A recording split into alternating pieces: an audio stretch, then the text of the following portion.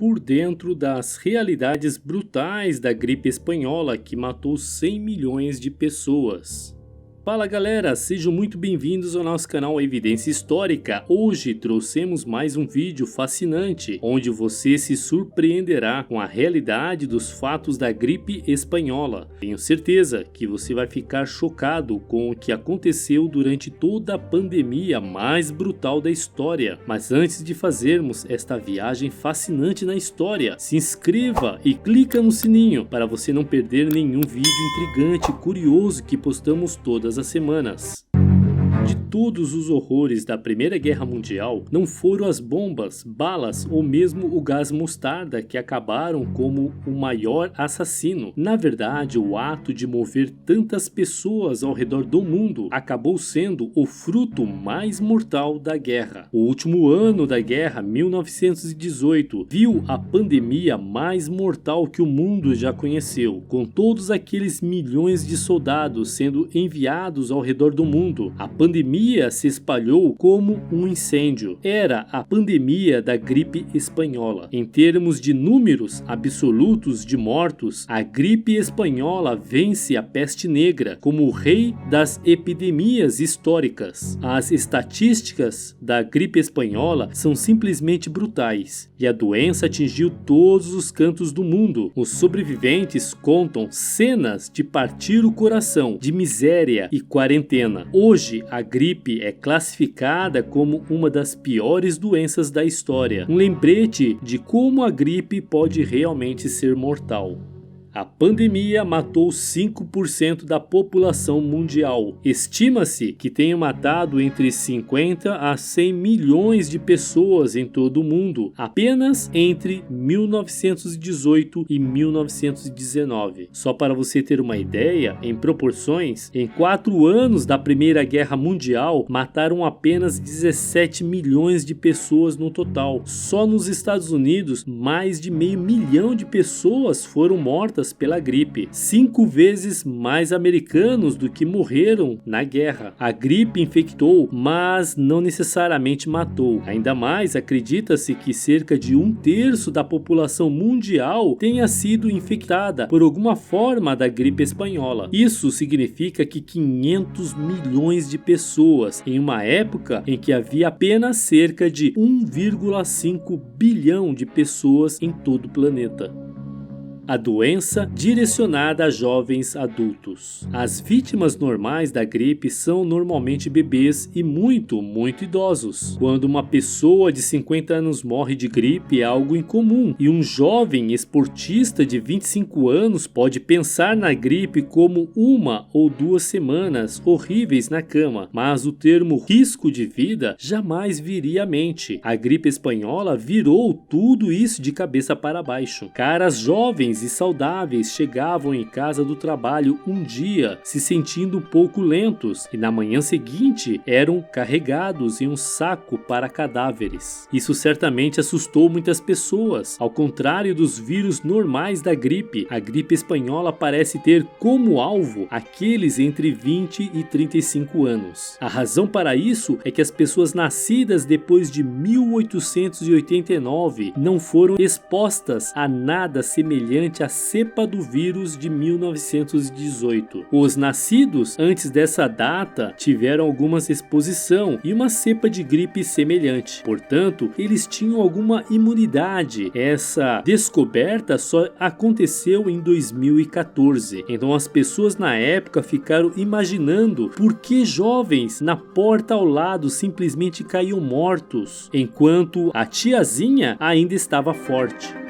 O primeiro surto registrado ocorreu no Kansas. Como os campeões de basquetes universitários e o suprimento mundial de milho, a gripe espanhola parece ter vindo do despretensioso Kansas. Embora os estados tenham muitos estabelecimentos finos e confortáveis, Fort Riley não era um deles. Em 1918, o acampamento do exército abrigava 26 mil homens e era era descrito como de gelar os ossos no inverno e sufocante no verão. Ah, sim, e eles queimavam toneladas de esterco de muitos cavalos e burros na base, então provavelmente sempre cheirou a fábrica de papel. Em 9 de março, as condições na base pioraram muito. O cozinheiro Albert Gitchell apresentou-se à enfermaria com um forte resfriado. Ao meio-dia havia mais de 100 soldados na enfermaria, aparentemente sofrendo da mesma doença. No total, 1.127 soldados contraíram a gripe, 26 dos quais morreram. A condição se espalhou para outros campos, mas uma vez que a guerra foi declarada, o Latão manteve um controle rígido sobre as informações. Além disso, um surto de doenças entre um bando de homens cercados por condições de vida inferiores às ideias não eram tão incomuns.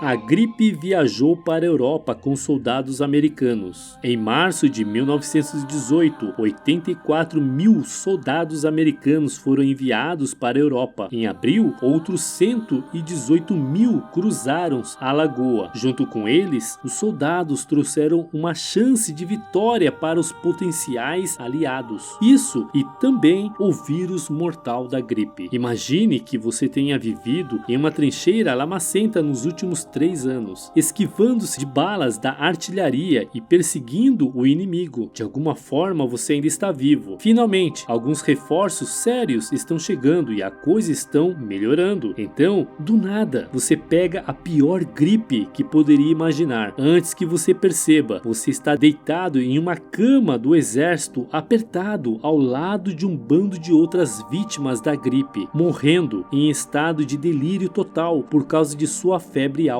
No mês de junho, 31 mil casos da gripe foram notificados na Grã-Bretanha. O vírus se espalhou rapidamente pelas linhas inimigas e além na Rússia, Índia e norte da África. Em julho, a doença já havia se espalhado pelo Pacífico, chegando à China, Japão, Filipinas e Nova Zelândia.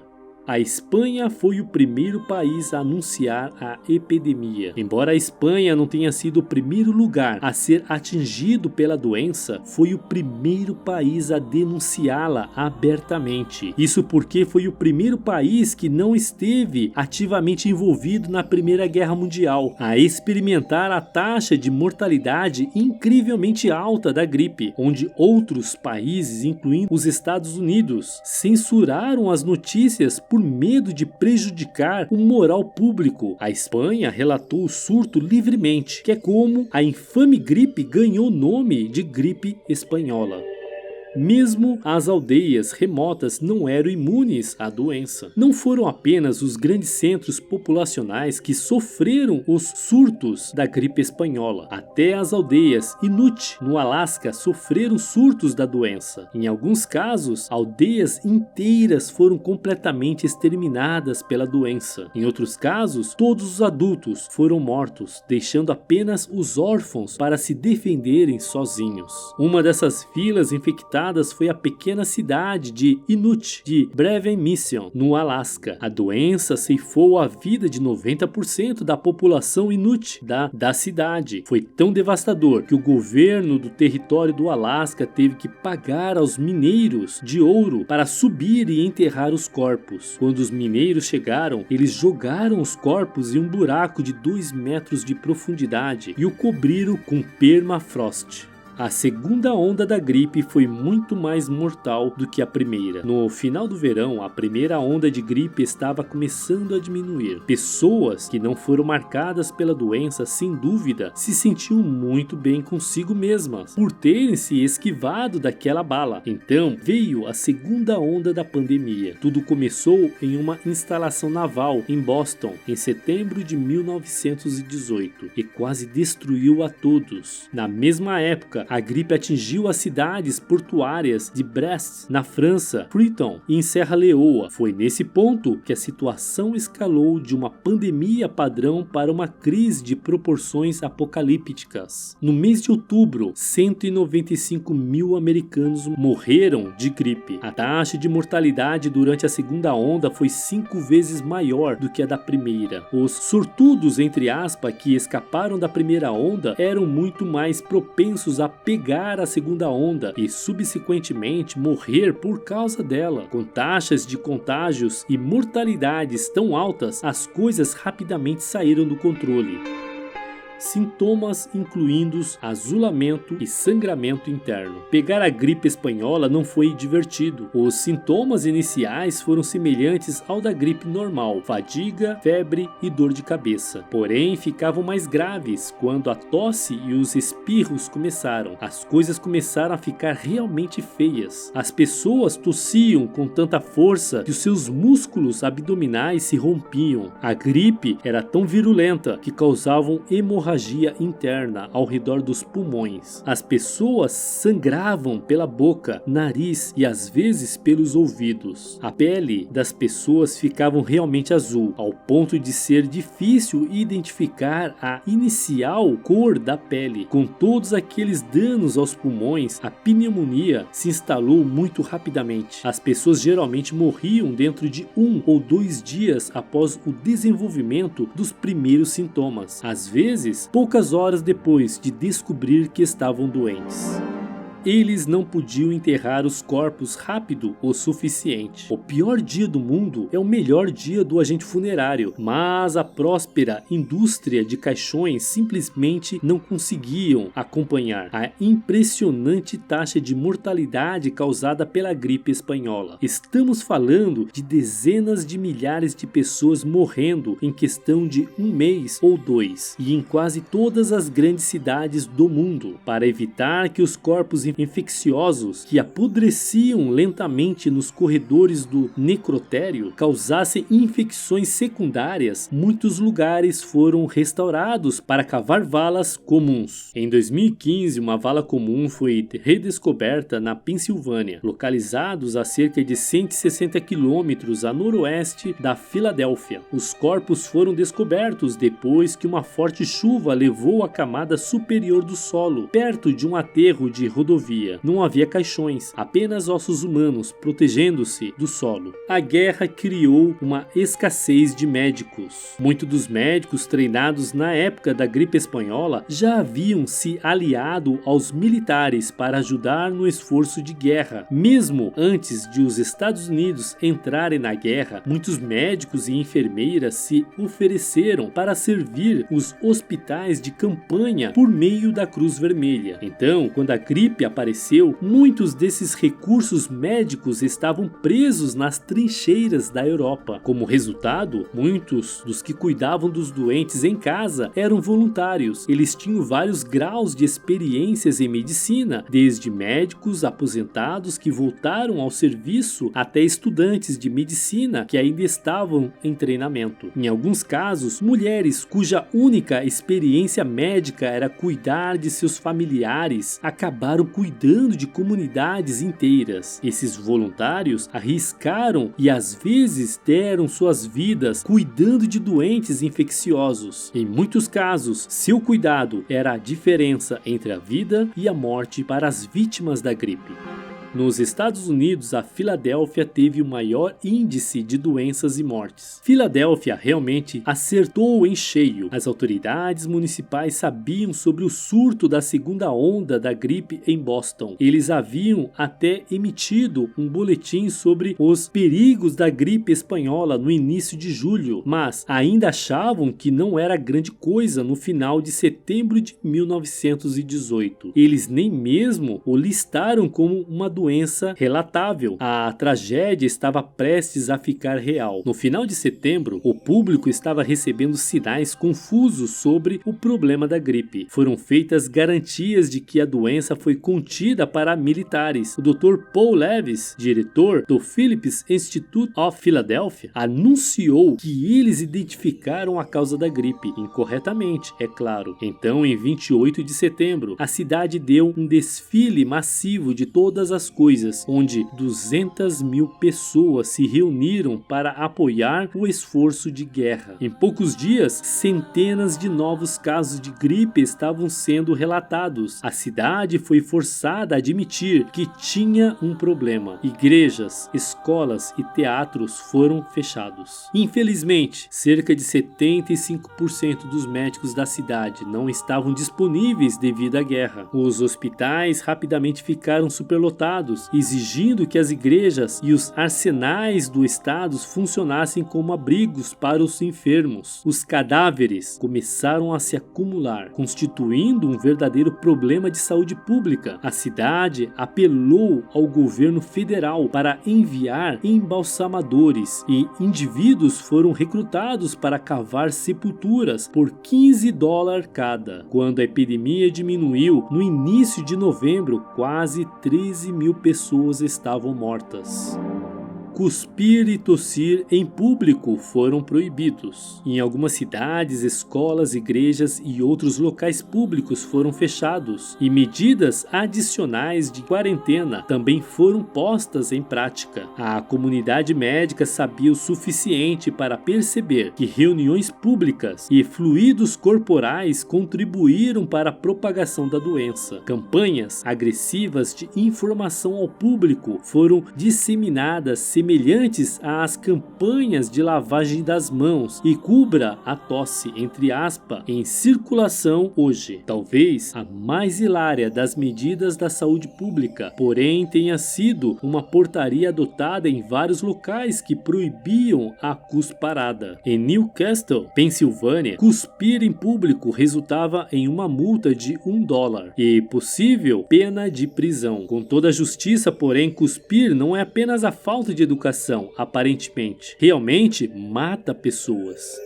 A comunidade médica não entendeu o que causou a gripe. A gripe espanhola surgiu antes mesmo da descoberta da penicilina e dos vírus. Nenhuma vacina viral sequer existia, muito menos uma para a gripe. As vacinas que existiam eram baseadas em bactérias, e na época as pessoas realmente pensavam que a gripe era causada por uma bactéria chamada Bacillus influenza. Embora possam ter ajudado a prevenir infecções secundárias em alguns casos, eles não tinham esperança de deter a influenza viral. Só em 1933, os cientistas descobriram que a gripe era causada por um vírus. A primeira vacina foi desenvolvida em 1938, mas devido às inúmeras cepas e mutações dos vírus influenza em constante adaptação, a vacina continua sendo uma proposição aleatória até hoje. A gripe simplesmente sofre mutação muito rapidamente para que uma vacina com ampla universalidade possa erradicá-la com eficácia.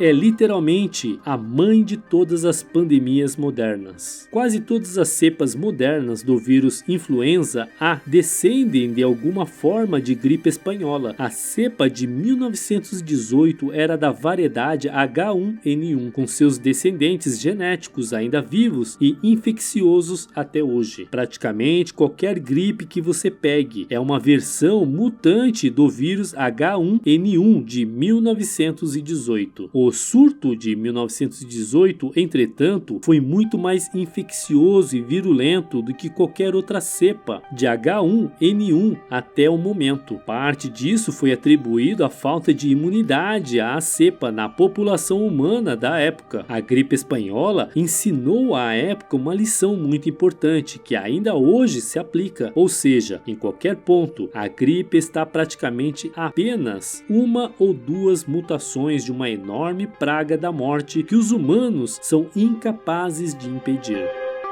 como todos os vírus da gripe, acabou por vir das aves. Em última análise, toda a influenza transmitida por humanos se originou como influenza aviária. Sim, aquelas bolas de penas fofas e barulhentas são, na verdade, arautos do apocalipse infestado de doenças. Às vezes o vírus se espalha em alguns porcos antes de chegar aos humanos, nos dando a gripe suína. Existem dois fatores chaves que fazem uma cepa de influenza atingir a força pandêmica da variedade de 1918: infectividade e virulência. Para que uma doença represente o perigo de uma pandemia, ela realmente precisa ser facilmente transmissível de pessoa para pessoa. Embora a gripe aviária às vezes possa ser transferida das aves para os humanos ou da gripe suína dos suínos para os humanos, esse perigo geralmente se limita àqueles que trabalham na indústria de alimentos. Só depois que a cepa da gripe desenvolve a capacidade de ser facilmente transmitida entre humanos é que uma verdadeira pandemia irrompe. O segundo fator, a virulência, é basicamente o quão ruim é o vírus. Qual a probabilidade de ele te matar? Uma pandemia global pode ser inconveniente, mas dificilmente é algo para se ficar acordado à noite. Uma gripe que mata mais de 50% das pessoas infectadas por ela, bem, isso é outra história. Esses dois aspectos se combinaram na gripe espanhola de uma forma que nunca foi vista. Certamente houve pandemias mais virulentas e infecciosas, mas nenhuma outra pandemia apresentou ambas essas qualidades em tão alto grau. Por exemplo, o vírus H5N1 teve surtos periódicos em que a taxa de mortalidade é superior a 50%. Esse vírus, embora virulento, não é muito infeccioso, pois não se tornou facilmente transmissível de humanos para humano. No entanto, bastam algumas pequenas mutações. E aí, o que você achou do vídeo de hoje? Você já conhecia algo da gripe espanhola? Você acha que tinha como ser evitado? O que mudou da gripe espanhola daquela época para as pandemias dos dias de hoje? Comente com a gente sua opinião sobre esse assunto, pois adoraríamos ler e responder seus comentários abaixo. E não esqueça de ajudar o nosso canal, se inscrevendo e clicando no sininho para receber todas as notificações. E se você quer aproveitar e aprender um pouquinho mais, não deixe de clicar em um desses vídeos que estamos sugerindo para você. Até o próximo vídeo.